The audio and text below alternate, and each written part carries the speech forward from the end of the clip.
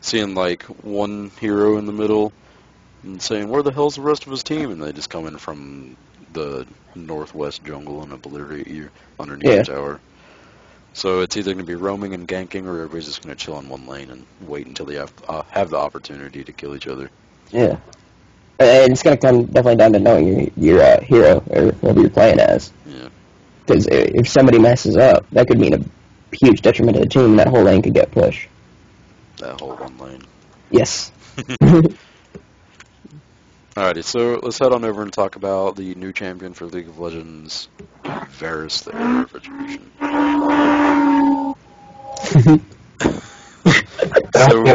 Retribution. So we got Varus, another ranged carry for League of Legends. His pricing is still 6,300 influence points, or 975 Riot points, because Riot needs money. And no money. He kind of looks boring. Not gonna lie. His Q ability, Piercing Arrow, isn't really that, like, new. It's a channel. The longer you hold it, the more damage you do. Yay. In a MOBA, if you're not a caster or a support, I think the entire time you should be moving. If you're stutter stepping between auto attacks, you should be doing it. You shouldn't be sitting there going, well, I hope this hits something. Oh, it's pulled back a little more, and there it goes. Well, he can move a little bit with it. He can still move with it, but I mean, if you hold it for too long, then it just breaks automatically. It goes into cooldown, you get a little bit of damage. Yeah. And if you get stunned or silenced while using it, it disappears, or it goes on cooldown. And I think it sounds like he loses the mana also, or mana and mana. Half of the mana is returned. Oh, it is? Okay. Yeah. So after the 4 seconds, yeah, and he moves 20% slower. His light quiver, lighted quiver, yeah, whatever that is, it feels like all of his skills we have to use in tandem with each other to really get the most out of him. Isn't that what you're supposed to do with all the heroes? just you know how much I play League of Legends. I think his passive Living Vengeance is pretty interesting. Whenever he gets a creep kill, he gets 20% faster attack speed. Whenever he gets a hero kill, it's 40% faster. I think that really, that gives you a nice decision before a team fight. Be like, I have to keep last hitting and keeping my attack speed up before we go into a team fight. Yeah. But then it negates it because you have to use Piercing Arrow. Because I would assume that would be his main damage output. So you gain your attack speed, then go into a team fight and go, just got to use this spell. Well, I'm guessing the best way to get the most damage out of him is to stack up the blood quiver and then use Piercing Arrow. Because because Piercing Arrow reduces the damage if more target hits. Yeah. Yeah. So, and since it's a pierce, that's good for taking out off of creeps. But if you're going to attack a main person or another player, you're going to want to hit them directly, not try to hit anything else. But would that bring up everybody just standing together and taking a burn to the damage and not losing a lot of health? Because, like, that's the problem I see with Caitlyn. Her ultimate, she'll lock onto somebody and fire a projectile, but somebody can just stand in the way and absorb the damage. You're like, well, I was in range to use my ultimate on you, and you had your tank with 200 armor step in and take 5 damage from it. That's freaking crappy. Ultimate crap. But like the Chain of Corruption ability that he has, his ultimate, seems like it'd be very helpful in a team fight. Until the affected person steps like 5 feet away from his allies, and then boop, it's gone. Well, yeah, I mean, it's about timing, but yeah, it seems it has way too long. It takes way too long for it to spread to another person. That it should be if it spreads to another person, it should go fast. It shouldn't be like, oh, here's a little circle around you, and then I'm gonna come. Oh, just stop running away. Yeah, if there wasn't the circle for the next person to be hit, I think that would be pretty good. But instead of saying, okay, you're infected, and then the next person is like, oh, well, I'm going to get hit by this, so I'm just going to run away real quick. Well, can they see it, or I'm not sure if they can see it or not. It is a good question if they can see it or not. Because it could just be that's just for his benefit. True. Just like Phantom Lancer with his spirit majiggers. Yeah, for him, they're all yellow. Yeah. So it might be, but I don't know of any other spells in League of Legends that are denoted who's like if only you can see it or not. Because Yeah. I know if there's area of effect abilities, if it's your team, it's green. If it's an enemy team, it's red. That's true. Yeah, I didn't really think about that. Yeah, so maybe they can see it. Yeah, that kind of stinks. Yeah. So, how do you guys think that he'll fit into competitive play? Do you think that he will be?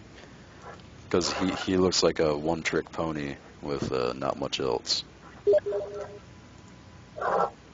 I mean, I think he has his place in there. I mean, that doing the Chain of Corruption, and then when that breaks, Hail of Arrows, seems like he can really help out in a team fight. The Blighted Quiver, putting that on, and then using Piercing Arrow seems like it does a bunch of damage to the enemies. Well, Blighted Quiver also goes off from Hail of Arrows. Oh, yeah, that too. So you hit a bunch of people with Hail of Arrows and just everyone takes a ton of damage. Yeah. Yeah. So he seems like a really bursty character, but you have to build up first. He can take a lot of time to get killed. So he's another ranged carry. Yeah. Sure. Because at least he has an AoE slow with Hail of Arrows, the 45% slow. So if you could just nail that on the enemy team, they're not getting away. But stat-wise, he looks pretty meh. Just pretty meh. Yeah. Yeah.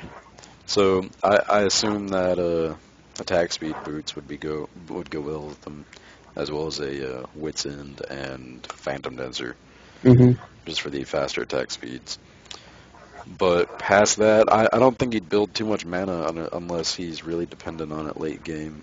With the 120 mana cost on his ultimate, I don't think it'd be too bad. But for competitive play, I'm not sure if he'd fit in very well because, yeah. Chain of Corruption feels like if the enemy team knows anything about him, then they're just going to spread out and go.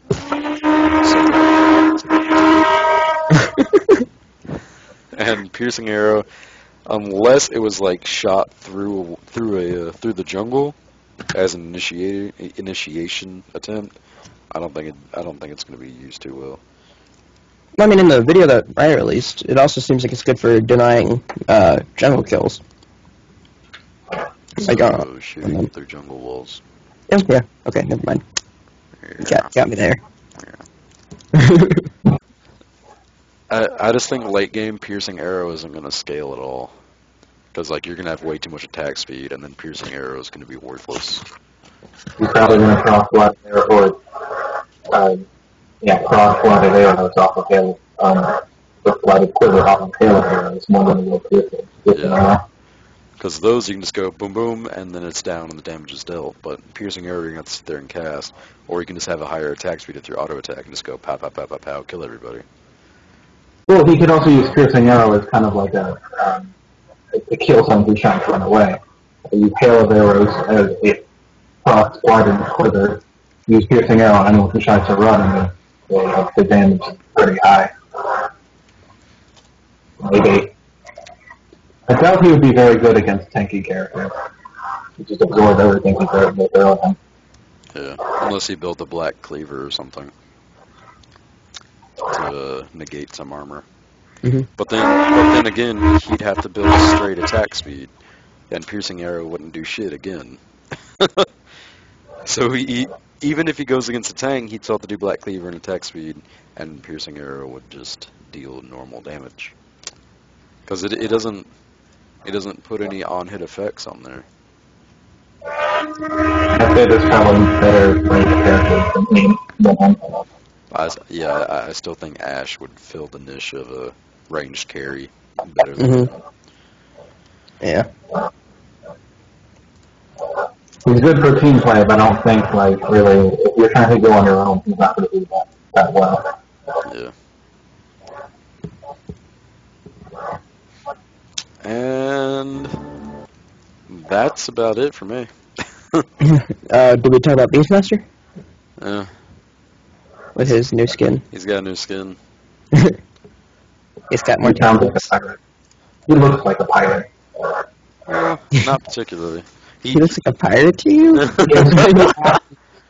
And he has braided hair or whatever. He looks like a pirate. I thought he looked more like a barbarian. Yeah. He looks like a pirate to me. I mean, his axes are more defined now. Instead than just kind of being white blades on sticks. They have that, like iron. grooving or whatever it is on them. Yeah. But I think it's pretty sweet. This is the second hero that, no, I want to say third hero that Valve has changed before the game's even released. So we got Beastmaster, Brewmaster, and Vengeful Spirit. Because Vengeful Spirit used to look like utter crap. And now she actually looks freaking decent. Yeah. I forgot to change Brewmaster, that's right, yeah. Yep. He no longer looks like a rat. He kind of looks like a red panda now. Yeah. Alrighty. Well, oh yeah, Varus only has one skin. Oh yeah, his additional skin other than the default one. Yeah. I thought that was pretty interesting. Yeah. Because every other champion that comes out for League of Legends has had 2 skins at release. Yeah, some of them 3. Yeah. Really couldn't figure out how to make another color swap. Probably. I That's don't what like his his default skin skin. looks like. And his default makes him look like a dark elf. The other one makes him look like he has gold crap. Look rich. Yeah. I think they're slowly running out of ideas. Mm-hmm. But, I'm sure if they do run out of skin ideas, they'll eventually move on to something else for their cash out. Yeah. Because only boosts and skins will only last you for so long. Alrighty, and I think that is going to conclude this week's Penta-Cast. Thank you, Kazel and Cowslayer, for joining me today. No problem. And I will talk to you guys next week on the next Penta-Cast. Thank you all for watching, and stay tuned next week.